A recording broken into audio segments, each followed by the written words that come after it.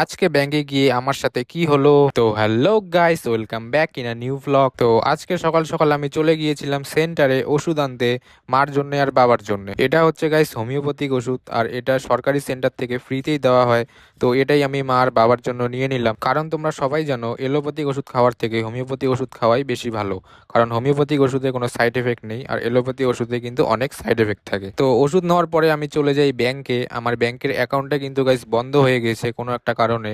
তাই এটাকে আবার চালু করার জন্য আমি সকাল সকাল ব্যাংকে চলে যাই। আর আজকের ওয়েদারটা দেখো গাইস কতটা সুন্দর। আর এই দেখো গাইস কেটিএম এর শোরুম, হাজার হাজার ছেলেদের স্বপ্ন। তো তোমাদের মধ্যে কাদের কাদের কেটিএম ভালো লাগে তোমরা অবশ্যই কমেন্ট করে জানিও। তো তারপরে আমি ফাইনালি ব্যাংকে পৌঁছায় যাই। আর আজকে ব্যাংকে কিন্তু প্রচুর পরিমাণে ভিড় ছিল। তো এই ভিড়ের মধ্যে 2 ঘন্টা লাইনে থাকার পরেও কিন্তু আমার কাজটা হয় নাই, কারণ 4টা বেজে গিয়েছিল আর 4টার সময় ব্যাংক বন্ধ হয়ে যায়। তো কি আর করা যাবে, আমি এখন বাড়ি যাই। আর তোমরা এরকম ভিডিও দেখার জন্য চ্যানেলটাকে সাবস্ক্রাইব করে দিও। চলো টাটা।